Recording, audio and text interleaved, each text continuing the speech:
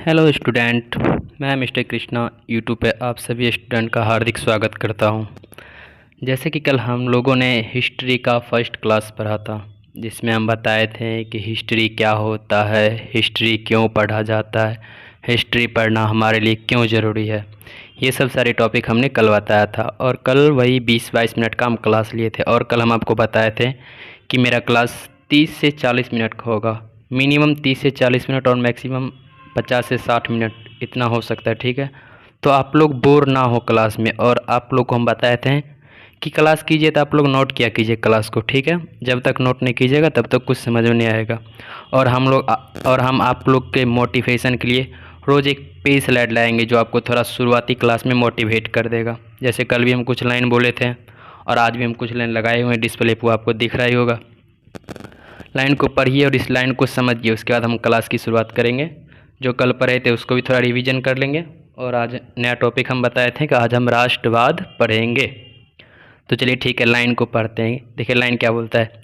जीवन एक पेन की भांति है, इंक खत्म होने से पहले, इंक खत्म होने नहीं नहीं मिस्टेक, जीवन एक पेन की भांति है, इंक खत्म हो उससे पहले अपनी कहानी लिख लो। यानी क्या बोल रहा है, जीवन जो है ना एक पेन की भांति है। एक कलम को आप देखे होंगे, कलम में इंक लिमिट मात्रा में ही रहता है कि इतना ही इंक है। इंक खत्म हो गया तो फिर स्टोरी अधूरी रह जाएगी। वही ये बता रहा है कि जीवन एक पेन की भांति है, इंक खत्म हो उससे पहले अपनी कहानी लिख लो। यानी कि इंक खत्म होने से पहले आप अपनी कहानी लिख लीजिए, वरना अगर एक बार इंक खत्म हो गई ना उसके बाद तो रोना धोने की सिवा कुछ नहीं होगा और पछतावे की सिवा कुछ नहीं होगा। अपने दोस्तों के सामने बोलोगे यार मेरा क्या, तो मेरा तो किस्मत ही बुरा था। इसलिए ऐसा ना हो कि अपनी किस्मत को दोष दो। इसलिए बोलते हैं कभी पढ़ने का वक्त है, अभी आप पढ़ लीजिए। तो चलिए स्टार्ट करते हैं अपनी क्लास की बातों को। ऐसे मोटिवेशन स्टेटस हम एक एक लगाते रहेंगे। आपको पढ़ाई क्लास स्टार्ट करने से पहले हम इसलिए बता देते हैं क्योंकि आपको ना कुछ कॉन्फिडेंस बन जाए, कि पढ़ने का मूड बन जाए। तो चलिए कल हम क्या पढ़े थे, हिस्ट्री पढ़े थे। हिस्ट्री क्या होता है, फादर ऑफ हिस्ट्री कौन है, हम बताए भी थे कि फादर ऑफ हिस्ट्री, आज हम फिर से रिवाइज कर देते हैं। फादर ऑफ हिस्ट्री हेरोडोटस को माना जाता था, जिसने अपनी एक पुस्तक भी लिखी थी हिस्टोरिका। ये क्वेश्चन बहुत बार पूछा जा चुका है, हिस्टोरिका किसकी लिखित पुस्तक है, तो हेरोडोटस की है। तो चलिए नेक्स्ट देखते हैं, थोड़ा रिवाइज कर लेते हैं। हाँ, कल बताए थे कि हिस्ट्री क्या होता है, इसका अर्थ आप लोग को कल बताए थे, नोट भी किए होंगे। ऐसा ही हुआ होगा, as it is happened, history का अर्थ है, कल बताए थे अच्छा से। नेक्स्ट देखते हैं, हिस्ट्री की स्टडी क्यों ज़रूरी, ये भी बताए थे, कल आप लोगों ने देखा होगा। नेक्स्ट सभ्यता और संस्कृति भी बताए थे, ये भी बताए थे, बहुत अच्छा से डिटेल्स में बताए थे। नेक्स्ट करते हैं, हाँ हिस्ट्री का क्लासिफिकेशन भी देखे थे हम, जे.एस. मिल के धार्मिक प्रभुत्व के अनुसार हिस्ट्री का कितना था, 3 पार्ट था, हिंदू इंडिया, मुस्लिम इंडिया, ब्रिटिश इंडिया। जैसे हम बताए थे ईयरलिस्ट टू 1206 AD, जैसे AD और BC ये होता है ना, इसमें बहुत लोगों की कन्फ्यूज़न होती है, तो वो भी हम कन्फ्यूजन आज दूर कर देंगे। AD और BC क्यों लिखा जाता है और ये AD और BC होता क्यों है, उसका भी कन्फ्यूजन। कुछ लड़का ने कमेंट किया था, हमको बोला था कि सर ये AD और BC में बहुत कन्फ्यूजन होती है, AD और BC हम क्यों लिखते हैं, तो उसके लिए हम एक स्लाइड लगाए हुए हैं, बता देंगे आपको हम। तो नेक्स्ट पहले देखते हैं, हाँ इम्पोर्टेंट क्लासिफिकेशन ऑफ हिस्ट्री, ये भी बताए थे कि इसमें क्या था, शक्ति का केंद्र, क्या था, शक्ति का केंद्र, सेंटर ऑफ पावर। इसके आधार पर भी हिस्ट्री कितने 3 पार्ट में बटा गया था, कौन, एनिसेंट इंडिया, प्राचीन काल, मध्यकालीन काल और आधुनिक। तो ये जो प्राचीन है इसमें क्या था, इसमें केंद्र बिंदु में कौन था, राजा था, क्या था, केंद्र बिंदु में कौन था, किंग था। इसमें था केंद्र बिंदु में किंग था, कौन था, किंग था। लेकिन जब हम इसमें आ जाते हैं मिडवल इंडिया में, तो इसमें केंद्र बिंदु में कौन था, सामंत था, फ्यूडल सामंत। यानी कि पहले राजा खुद निर्णय ले सकता था, लेकिन उसके बाद क्या हो गया, जब मध्यकालीन भारत में आए उसके बाद क्या सामंत में आया था। हम आपको बताए थे कि सामंतवाद बहुत अच्छा से पढ़ाए थे, ठीक है। उसके बाद केंद्र बिंदु में कौन आ गया, सामंत आ गया, यानी कि सत्ता का क्या हो गया, सत्ता का विकेंद्रीकरण हो गया, शक्ति का विकेंद्रीकरण हो गया। पहले सेंटर ऑफ पावर किस में था, सेंटर ऑफ पावर पहले किंग के पास था, राजा के पास, उसके बाद क्या हो गया, सामंत के पास पर चला गया, सामंत से डिवाइड हो गया, शक्ति डिवाइड हो गई। और हम आपको बताएं, ये भी बताएंगे कि इंडिया पे यानी कि भारत पे ईस्ट इंडिया कंपनी का शासन कैसे स्थापित हो गया। वो तो एक बिजनेस करने आया था, कोई ये सोच के नहीं आया था कि ईस्ट इंडिया कंपनी ये सोच के नहीं आया था कि हमको भारत को गुलाम बनाना है। वो तो इंडिया का कल्चर, इंडिया का राजा का रहन सहन देख के वो इंडिया को अपना गुलाम बना लिया। ऐसा नहीं कि वो सोच के आया था कि हमको इंडिया का गुलाम बनाना, ऐसा नहीं था। वो इंडिया में देखा कि राजा लोग का शासन किस प्रकार से है, उसके बाद वो इंडिया को गुलाम बनाया। तो वो भी आपको हम समझाएंगे। पहले आगे नेक्स्ट देखते हैं। ये सब तो कल हम बताए हुए थे, सिर्फ रिवाइज कर देते हैं कि आपको याद रहे, और बार बार रिवाइज जरूर कीजिए जिसके कारण आपको सब कुछ याद रहे। हाँ, आपको हम समझाए थे कि सामंतवाद क्या होता है, बताए थे ना। सामंत, ये सामंत होता क्या, फ्यूडल होता क्या, feudal first, feudal second, feudal third, ये होता क्या, सामंत होता क्या। पहले जो था ना, पहले शक्ति का जो भी केंद्र था, जो भी पावर था, वो क्या था, किंग के पास था, किंग के पास, राजा के पास था। लेकिन देखिए राजा एक, जैसे अगर मान लीजिए कोई राज्य है या कोई स्थान है जिस जगह का कोई राजा है, और उसकी सत्ता तो बहुत बड़ी फैली हुई है, उसमें तो पूरा राजा अपना देख रेख कर नहीं सकता था। तो वो ने क्या किया, तो वो अपनी सत्ता को डिवाइडेड कर दिया। क्या कर दिया, डिवाइड कर दिया, बांट दिया कि यहाँ से यहाँ तक का तुम शासन करो, फ्यूडल फर्स्ट, यहाँ तक का यहाँ तक तुम शासन करो। फिर एक क्षेत्र और बांट दिया जिसमें फ्यूडल टू कर दिया, फ्यूडल सेकेंड, इतना दूर का शासन तुम करो। अगर मान लीजिए मेरे पास बहुत बड़ा राज्य है, तो हम पूरा राज्य को तो हम पूरा राज्य को तो खुद से देख सकते नहीं, इसलिए क्या किया, डिवाइड कर दिए, यानी कि बांट दिए, यानी कि फ्यूडल टाइप में बना दिए, इसे फोर टाइप बना दिए। फिर इतना दूर का शासन तुम करो, 3 पार्ट हो गया। फिर एक भाग और इतना दूर का तुम करो, ये क्या हो गया, 4 पार्ट हो गया। तो फ्यूडल क्या हुआ, फ्यूडल एक तरह से एक क्षेत्र का, वो भी स्मॉल राजा, छोटा किंग भी उसको बोल सकते हैं फ्यूडल। पहले क्या करता था, पहले राजा ना सेंटर जो भी पावर होता था पहले वो राजा खुद लेता था, लेकिन अगर अब जो भी पावर लेगा ना, ये सामंत से पूछ के लेगा। क्या लेगा, सामंत से पूछ के। अगर ये सारे सामंत बोले हाँ, तब राजा कोई डिसीजन ले पाएगा। तो पहले क्या था, पहले राजा ना सामंत को कवरेज किया हुआ था अच्छा से। क्या क्या होता, कवरेज किया हुआ था, यानी कि अपना अंदर में रखता था सामंत को। लेकिन मुगल वंश का अंतिम शासक हर्षवर्धन के मरने के बाद कोई ऐसा राजा नहीं रहा जो अपने सामंत को क्या करे, काबू में कर सके। क्या करे, काबू में कर सके। तो जब हर्षवर्धन की मृत्यु हो गई, उसके बाद सामंत क्या करने लगा, अपने आप को आज़ाद समझने लगा, स्वतंत्र मानने लगा। क्या मानने लगा, स्वतंत्र। यही स्वतंत्र के कारण ईस्ट इंडिया कंपनी का नज़र पड़ा ये छोटे छोटे क्षेत्रों पे। जब ईस्ट इंडिया कंपनी आई थी, देखी ये राजा लोग तो क्या है, छोटे छोटे पार्ट में डिवाइड हो चुके हैं। ये फ्यूडल 1 खुद राज कर रहा है, फ्यूडल 2 खुद राज कर रहा है, फ्यूडल 3 खुद राज कर रहा है। तो ईस्ट इंडिया कंपनी के माइंड में आया, अगर ये छोटे छोटे पार्ट पर अटैक कर दिया जाए, क्या कर दिया जाए, अगर छोटे छोटे पार्ट पे अटैक कर दिया जाए, इसको क्या कर दिया जाए, जीत लिया जाए। क्या कर लिया जाए, जीत लिया जाए। तो ईस्ट इंडिया कंपनी पहले इस पार्ट पे अटैक किया, फिर सेकंड पे, फिर थर्ड पर, ऐसे करके क्या करने लगा, वो छोटे छोटे क्षेत्र जीतते चला गया, जिसके कारण इंडिया में उसका क्या होने लगा, शासन स्थापित होने लगा। तो शासन स्थापित होने लगा किस कारण से, ये सामंतवाद के कारण से। अगर राजा के पास टोटल शक्ति रहती तो क्या मजाल था ईस्ट इंडिया कंपनी को किसी राजा को पराजित कर देगा। क्योंकि अगर इसके पास, हम कल एग्जाम्पल भी दिए थे, अगर 10,000 सैनिक है, क्या है 10,000 सैनिक, लेकिन ये सामंतवाद में बढ़ गया, क्या 2-2 4 जगह चल गया, 4 पार्ट में सामंत है, तो 8,000 सैनिक तो इसका वैसे ही चल गया। जब ये सामंत अपने आप को स्वतंत्र घोषित करने लगा, तो इसमें तो ईस्ट इंडिया कंपनी को नजर आने लगा कि ये सामंत छोटे छोटे टुकड़ों में, और ईस्ट इंडिया कंपनी के पास अच्छा शासन, अच्छा सैनिक था, अच्छा हथियार था, जिसके कारण वो क्या किया, आक्रमण कर दिया। आक्रमण करके क्या कर, सामंत को वो जीतने लगा, जिसके कारण ईस्ट इंडिया कंपनी का शासन वृद्धि होने लगा। इतना हम बताए थे, यही हुआ था सामंतवाद। सत्ता का विकेंद्रीकरण हो गया था, पावर, किंग, सेंटर पॉइंट पहले क्या था, किंग था, उसके बाद क्या हो गया, सेंटर पॉइंट चेंज हो गया, सामंतवाद 4 पार्ट में डिवाइड हो गया। देखिए सेंटर पॉइंट है ना, feudal first, feudal second, feudal third, feudal 4, इसमें क्या हो गया, सब डिवाइड हो गया। ये क्या हो गया, डिवाइड हो गया। चलिए हम नेक्स्ट चलते, ये इतना तक हम कल बताए थे, सिर्फ आज इतना तक हम रिवाइज किए, ठीक है, ओके। अब नेक्स्ट हम चलते हैं, तो चलिए चलते हैं राष्ट्रवाद की ओर। बोले थे राष्ट्रवाद हम पढ़ाएंगे, राष्ट्रवाद की ओर चलते। नहीं, उससे पहले हम आपको बताए थे कि एडी और बीसी में आपको हम बताएंगे एडी और बीसी होता क्या है, क्योंकि हम डाटा बहुत जगह यूज़ करते हैं, तो बहुत स्टूडेंट को कन्फ्यूजन होता है कि सर एडी और बीसी होता क्या है। तो अभी हमको बता रहे हैं एडी में इससे क्या होता है, बीसी मीन्स क्या होता है, एडी और बीसी होता क्या है।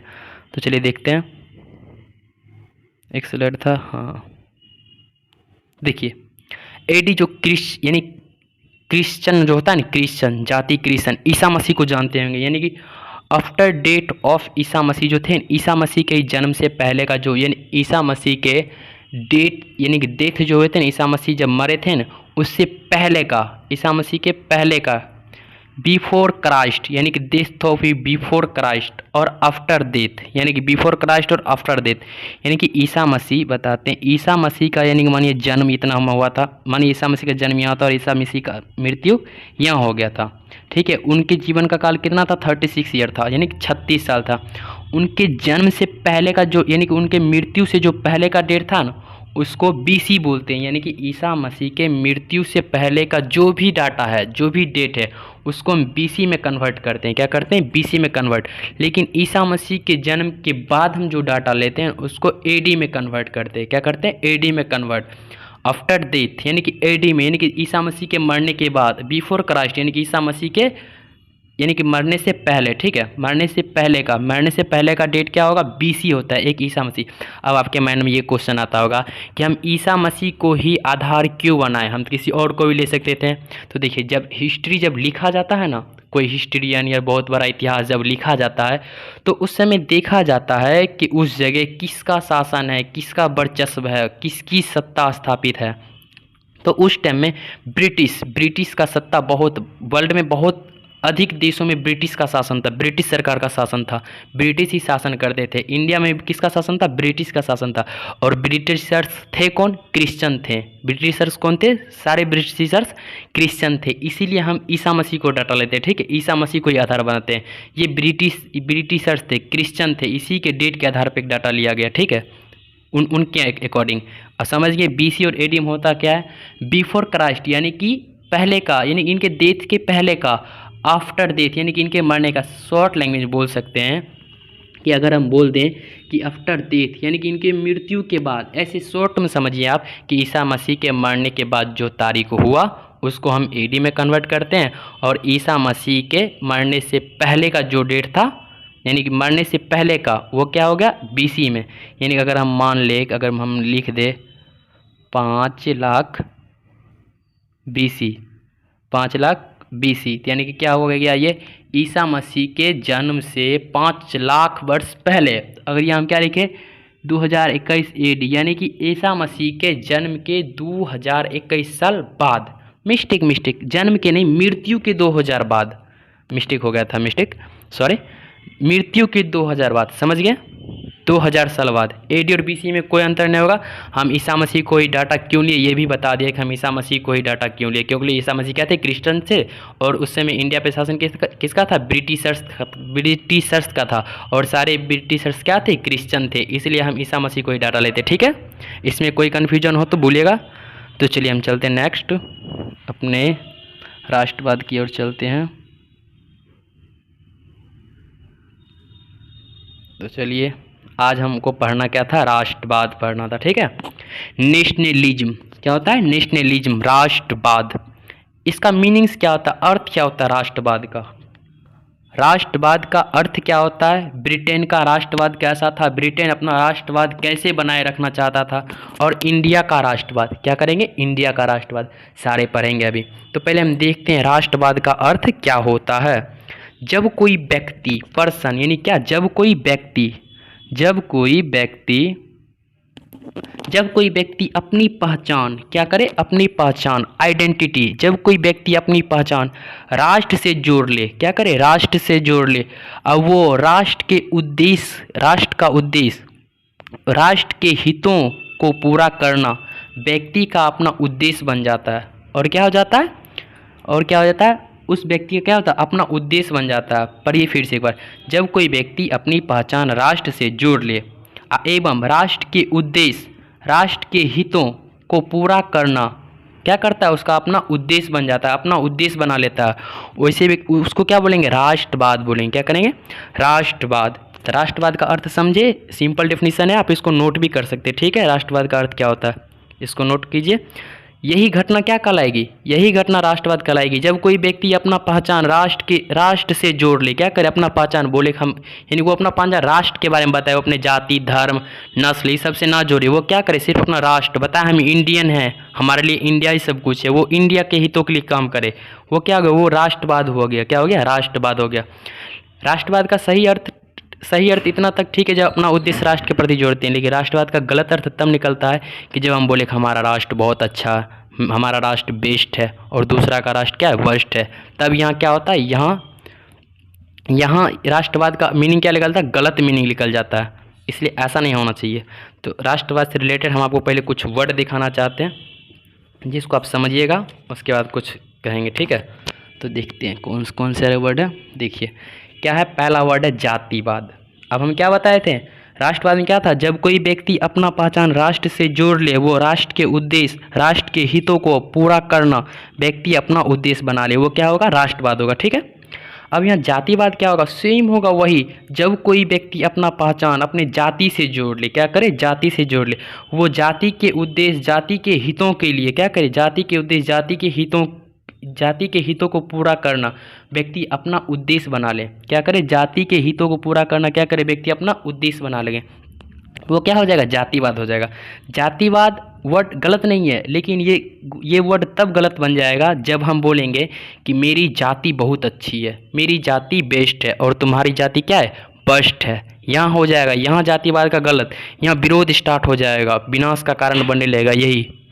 ओके, एक मिनट। तो ठीक है, आप लोग समझे, जातिवाद का अर्थ समझ गए होंगे। जातिवाद कब गलत हो जाता है, जब हम बोलेंगे कि मेरी जाति बेस्ट है और तुम्हारी जाति क्या है, वर्स्ट है, तुम्हारी जाति खराब है, यहाँ हो जाता है, यहाँ जातिवाद का अर्थ निकलने लगता है, यहाँ जातिवाद का अर्थ क्या, गलत अर्थ निकलने लगता है, ठीक है, जिसके कारण विवाद होता है, विवाद का कारण विनाश होता है। ये बात याद रखिए, जब भी विवाद होगा तो विनाश होगा ही होगा, निश्चित है, उस देश का भला भी नहीं हो सकता। नेक्स्ट क्या है, भाषावाद। अब भाषावाद क्या होगा, हम बताए थे, जब कोई व्यक्ति अपना पहचान भाषा के संदर्भ में दे, क्या करे, भाषा के संदर्भ में दे, यानी कि और वो भाषा के हितों के लिए, भाषा का हित क्या करे, अपना उद्देश्य बना ले, क्या करे, वो व्यक्ति अपना उद्देश्य बना ले, तो क्या ये घटना क्या हो जाएगी, भाषावाद हो जाएगा। क्या होगा, भाषावाद हो जाएगा। भाषावाद का अर्थ क्या निकलता है, भाषा, क्या निकलता है, भाषा। अब देखिए भाषावाद कब गलत अर्थ निकलेगा, जब कोई व्यक्ति भाषावाद, उसमें कोई अर्थ नहीं, गलत नहीं होगा, लेकिन भाषावाद का अर्थ वहाँ पे गलत हो जाएगा जब हम बोलेंगे कि मेरी भाषा बहुत बढ़िया और भोजपुरी भाषा क्या है, दुष्ट है, मेरी भाषा बेस्ट है, भोजपुरी भाषा दुष्ट है। यहाँ भाषावाद का अर्थ गलत निकल जाएगा और फिर यहाँ क्या हो जाएगा, विवाद हो जाएगा, और विवाद का कारण क्या होगा, विनाश होगा। भाषावाद आप समझ गए होंगे। तो नेक्स्ट आप देखते हैं क्षेत्रवाद। अब इतना हमको समझाने की जरूरत नहीं, आप क्षेत्रवाद खुद समझ गए होंगे, लेकिन हम फिर भी बोलते हैं, जब कोई व्यक्ति अपना पहचान क्या करे, वो अपने क्षेत्र से जोड़ ले, क्या करे, वो अपने क्षेत्र से जोड़ ले, क्षेत्र के हितों को अपना क्या करे, उद्देश्य बना ले, क्या करे, अपना उद्देश्य बना ले, तो वो क्या होगा, क्षेत्रवाद होगा। अब देखिए क्षेत्रवाद भी गलत वर्ड नहीं है, ये कब गलत हो जाएगा, जब हम बोलेंगे कि मेरा क्षेत्र बेस्ट है और तुम्हारा क्षेत्र क्या है, वर्स्ट है। यहाँ पे सांप्रदायिक फैलेगा और क्या करेगा, यहाँ विवाद होगा, विवाद उत्पन्न होगा। यहाँ भी क्षेत्रवाद का अर्थ क्या निकलने, तब गलत निकलने लगेगा, ठीक है। इसके बाद क्या है, सांप्रदायिकतावाद। सांप्रदायिकतावाद का अर्थ क्या होता है, धर्म, क्या होता है, धर्म। सांप्रदायिकतावाद का ये भी होगा, जब कोई व्यक्ति अपना उद्देश्य अपने धर्म के प्रति कर ले, क्या करे, अपना धर्म के प्रति जोड़ ले और अपने धर्म के हितों को, अपने धर्म के हितों को, पहचानों को वो क्या करे, वो व्यक्ति अपना उद्देश्य बना ले, अपने धर्म के हितों को क्या करे, वो अपना उद्देश्य बना ले, वो क्या हो जाएगा, सांप्रदायिकतावाद हो जाएगा। और सांप्रदायिकतावाद भी गलत वर्ड नहीं है, लेकिन ये तब गलत हो जाएगा जब हम बोलेंगे कि मेरा धर्म बेस्ट है और तुम्हारा धर्म क्या है, बेस्ट है। जैसे बिहार यूपी में होता है ना, हिंदू वर्सेज मुस्लिम, हिंदू बोलता है हम बेस्ट है तो मुस्लिम क्या बोलता है, हम बेस्ट है, जिसमें क्या होता है, सांप्रदायिकतावाद उत्पन्न होता है। क्या होता है, सांप्रदायिकतावाद उत्पन्न होता है, जिसके कारण क्या होता है, विवाद होता है और विवाद का परिणाम विनाश होता है, निश्चित है। और नेक्स्ट क्या है, नेक्स्ट है नस्लवाद। क्या है, नस्लवाद। अब देखिए नस्लवाद का भी अर्थ यही निकलता है, नस्लवाद का अर्थ निकलता है क्या, नस्ल, क्या मेन पॉइंट आता है, नस्ल। अब देखिए हर व्यक्ति का अपना कोई ना कोई नस्ल होता है, ठीक है। तो व्यक्ति अपना नस्ल को बनाना बहुत अच्छा बात है कि मेरा ये नस्ल है, अपना नस्ल पे गर्व होगा, हम इंडियन है, कोई साउथ कोरियन है, कोई चाइनीज है, सबको क्या होगा, अपना नस्ल पे गर्व होगा। तो यहाँ देखिए नस्लवाद का भी अर्थ तब गलत निकलेगा जब हम बोलेंगे कि हमारी नस्ल बेस्ट है, हम इंडियन है, हम गोरे हैं, हमारे नाक अच्छे हैं, हमारे आँख अच्छे हैं, और वो तुम क्या हो, तुम चाइनीज हो, तुम छुटके हो, नट्टे हो, तुम्हारे नाक छोटे हैं, आँख छोटे हैं। यहाँ क्या आ जाएगा, यहाँ नस्लवाद का अर्थ गलत निकलने लगेगा। फिर यहाँ भी क्या होगा, विवाद होगा, और विवाद होगा तो क्या होगा, विनाश होगा। इसलिए ऐसा नहीं। हाँ, अब देखिए यहाँ ये डायग्राम्स हम क्या बताना चाहते हैं, जिस देश में जातिवाद क्या करे, बढ़ा हुआ रहे, जातिवाद हो, भाषावाद हो, क्षेत्रवाद हो, सांप्रदायिकतावाद हो, नस्लवाद हो, क्या उस देश का राष्ट्रवाद कभी प्रोग्रेस कर सकता है? नहीं। उस देश का राष्ट्रवाद क्या होगा? कमज़ोर होते जाएगा। इंडिया में बहुत सारे लोग हैं, लेकिन सब कैसा पहचान देते हैं? कोई हम हिंदू है, कोई हम सिख हैं, कोई हम मुस्लिम हैं, हर धर्म हर जाति के लोग इंडिया में। लेकिन आज तक किसी ने ये नहीं बोला कि हम इंडियन हैं, हम भारतीय हैं। ऐसा पहचान कोई नहीं देता। सब पहचान देता है कि हम मुस्लिम, हम नस्लवाद, हम सांप्रदायिकतावाद हैं, अपने जाति के लिए, अपने धर्म के लिए। सब अपने धर्म के लिए लड़ना चाहता है, कोई अपने जाति के लिए लड़ना चाहता है। लेकिन कोई ऐसा इंडियन नहीं है जो बोल रहा है कि हम राष्ट्रवाद, देश के हितों के लिए हम कुछ करना चाहते हैं, अपने राष्ट्र के हितों के लिए कुछ करना चाहते हैं। ऐसा कोई नहीं करना चाहता है, जिसका परिणाम आपको भविष्य में देखना पड़ेगा। आप तो अभी जातिवाद, भाषावाद कर रहे हो, लेकिन आपके जब छोटे पीढ़ी आएंगे, उसको इस कष्ट का सामना बहुत करना पड़ेगा। उसमें बहुत ज़्यादा कष्ट होगा। इसलिए बताते हैं कि राष्ट्रवाद क्या होता है, यानी कि अपने राष्ट्र के हितों के लिए सोचना, अपने राष्ट्र के हित का, जो व्यक्ति अपने राष्ट्र के हितों के बारे में सोचता है, राष्ट्र का हित अपना उद्देश्य बना लेता है, वैसी घटना क्या कहलाती है? उस व्यक्ति की घटना क्या कहलाती है? राष्ट्रवाद कहलाती है।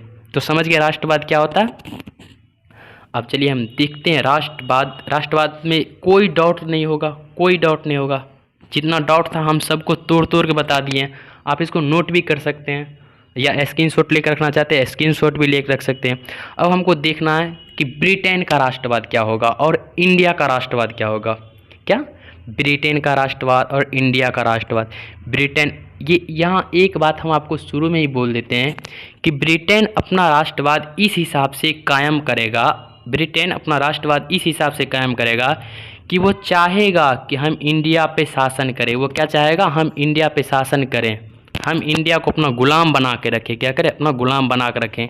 लेकिन इंडिया अपना राष्ट्रवाद इस हिसाब से चाहेगा कि वो चाहेगा कि हम क्या करें? ब्रिटिश से मुक्त हो जाए, ब्रिटिश से आज़ाद हो जाए। इस प्रकार दोनों, ब्रिटेन जो भी कुछ करेगा वो इंडिया को गुलाम बनाने के लिए करेगा, और इंडिया जो भी कुछ करेगा वो क्या करेगा? ब्रिटिशर से मुक्त होने के लिए करेगा, आज़ाद होने के लिए करेगा। ठीक है, तो चलिए हम आगे नेक्स्ट देखते हैं। ब्रिटेन का राष्ट्रवाद कैसा था, क्या था, राष्ट्रवाद को प्राप्त करने का तरीका क्या था, ब्रिटेन अपना राष्ट्रवाद कैसे प्राप्त करता था, ये देखना जरूरी है ना। तो चलिए नेक्स्ट देखते हैं।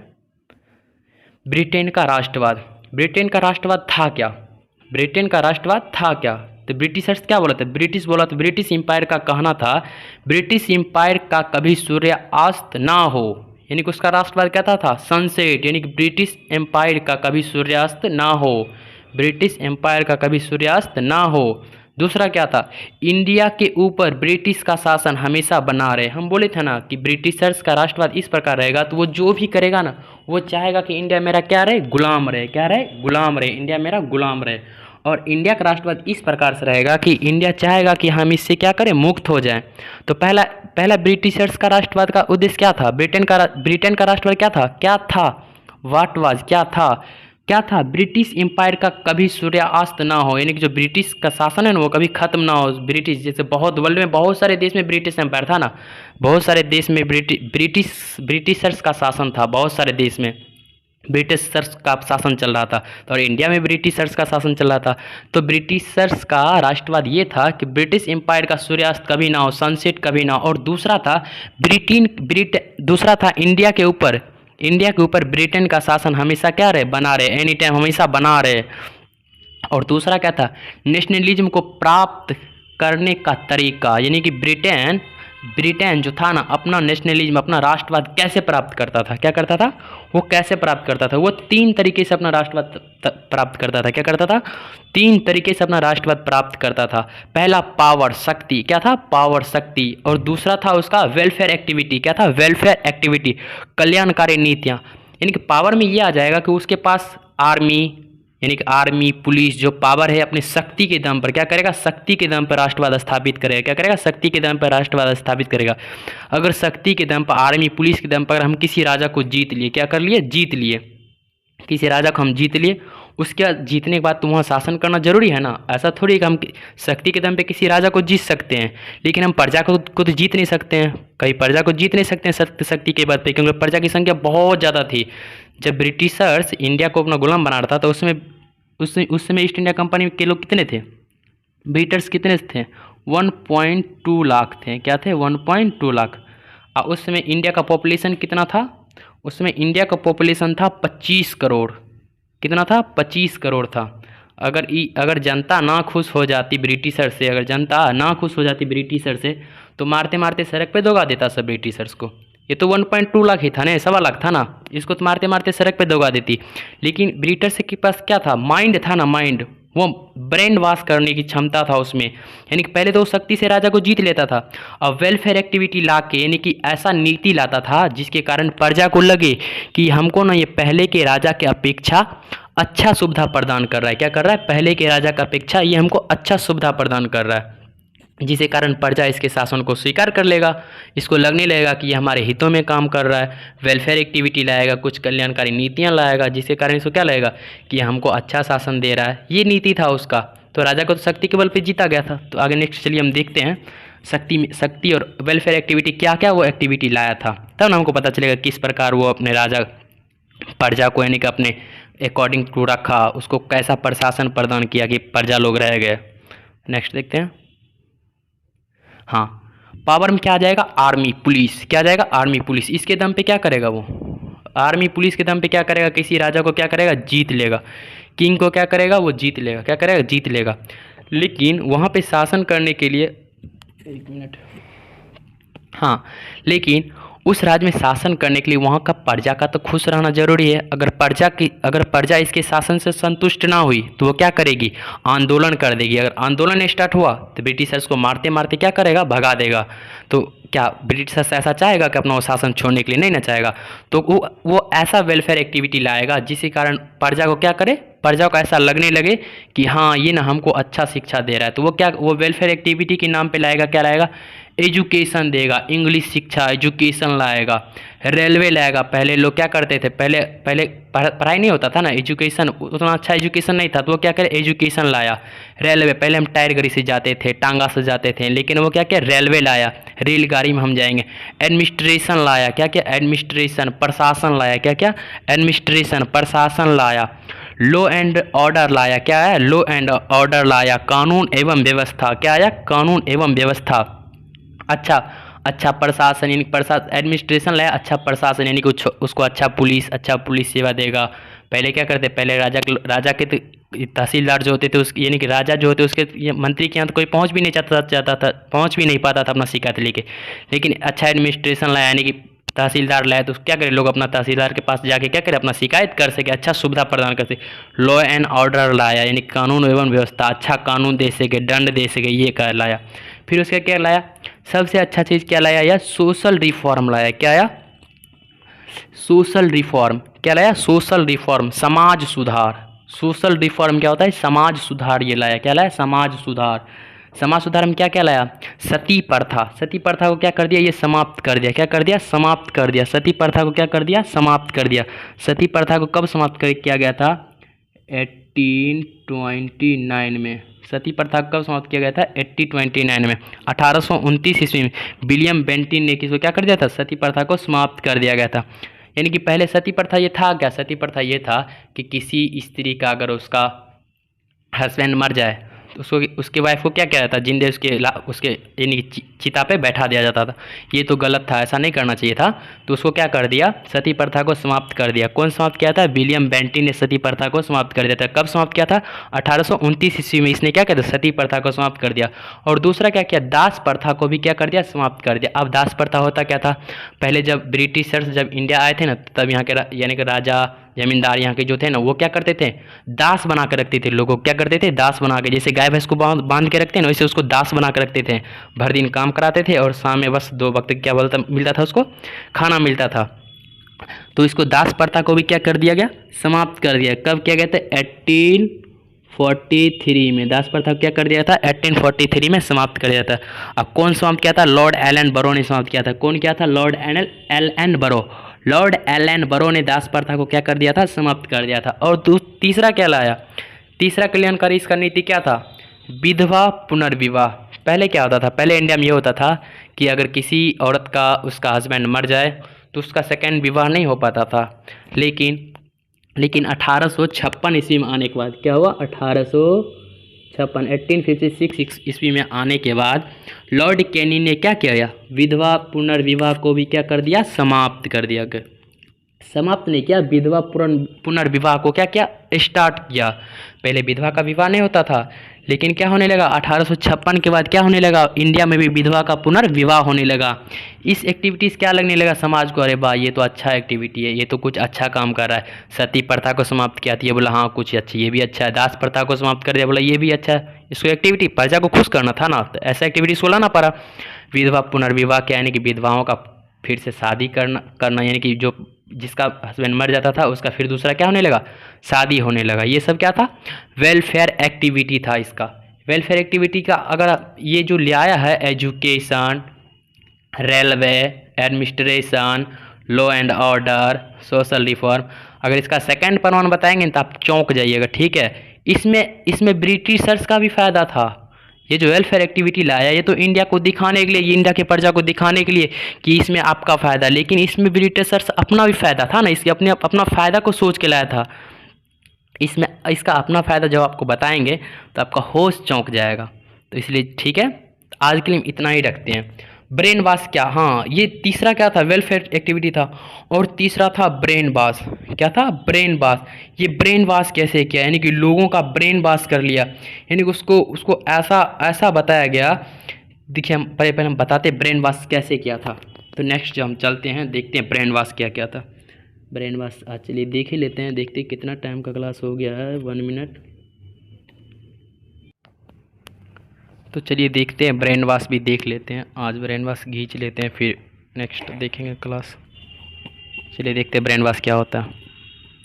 देखिए ब्रेन वॉश क्या था, आइडियोलॉजी, विचारधाराएं, यानी कि वो ना ऐसा विचारधारा फैलाया कि इंडिया के सभी लोगों का क्या किया, वो ब्रेन वॉश किया। क्या क्या, ब्रेन वॉश किया। अब देखिए वो ब्रेन वॉश किस प्रकार किया, क्या वो ब्रेन वॉश किस प्रकार किया, व्हाइट मैन्स बर्डन थ्योरी। क्या देखिए 18 से 19 सेंचुरी में उसने ऐसा व्हाइट्समैन वर्डन थ्योरी के अनुसार श्वेत व्यक्ति बूझ का सिद्धांत, यानी क्या, रोडियार्ड किपलिन क्या बोला था कि हम अंग्रेज व्हाइट्समैन, हम अंग्रेज इंडिया पे शासन करने नहीं, क्या बोल रहा है वो, ब्रेन वॉश फैला रहा है कि हम अंग्रेज इंडिया पे शासन करने नहीं आए हैं, बल्कि क्या आए हैं हम, बल्कि इंडिया को सभ्य एवं आधुनिक बनाने आए हैं। क्या है बोला कि वो बोल रहा है कि हम अंग्रेज जो है ना, ब्रिटिशर्स, हम इंडिया पे शासन करने नहीं आए हैं, हम इंडिया को सभ्य यानी कि सिविलाइज्ड एवं आधुनिक, मॉडर्निटी यानी कि आधुनिक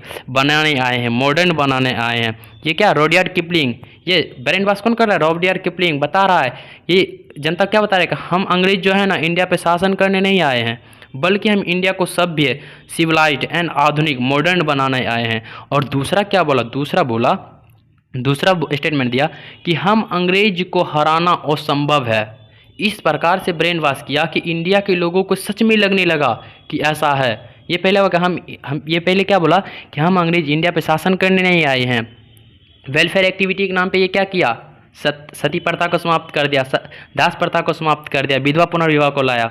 ये वेलफेयर एक्टिविटी के नाम पे शिक्षा, रेलवे, प्रशासन, कानून व्यवस्था, ये सब क्या क्या लाया, समाज सुधार के लाया, बढ़िया था। इसके आधार पर ये क्या किया, रोडियार्ड किपलिंग ने क्या बताया कि हम अंग्रेज जो है ना इंडिया पे शासन करने नहीं आए हैं, क्या करने आए, हम इंडिया को सभ्य यानी कि सिविलाइज्ड एवं आधुनिक, मॉडर्न बनाने आए हैं। और दूसरा ब्रेन वॉश इस प्रकार किया कि वाकई में ऐसा लगने लगा कि हम अंग्रेज को क्या, हराना असंभव है। क्या है, असंभव है। इस प्रकार बोला कि हम अंग्रेज को हराना असंभव है।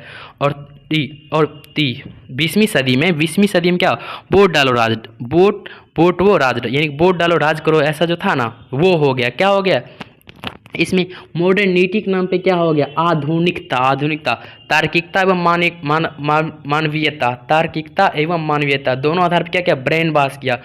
इस प्रकार से इंडिया के लोगों का ब्रेन वॉश किया कि इंडिया के लोग को पता ही नहीं चला था कि क्या है। इंडिया के लोगों को ऐसा लग रहा था कि सच में हम ब्रिटिशर्स को पराजित करना मुश्किल ही नहीं, नामुमकिन है। इस प्रकार से ब्रेन वॉश किया। अब ये ब्रेन वॉश टूटा कैसे, कब टूटा, क्या हुआ, तो ब्रेन वॉश के बारे में कल हम और थोड़ा डिटेल से देखेंगे, ब्रेन वॉश के बारे में बताएंगे थोड़ा, और फिर उसके बाद हम बताएंगे भारत का ब्रेन वॉश क्या, इतना ही वोट डालो राज करो।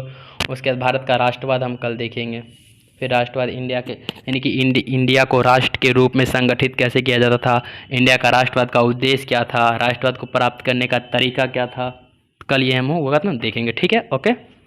एडीबीसी में हम बता देते क्या अंतर है, नया अंतर है, तो ठीक है।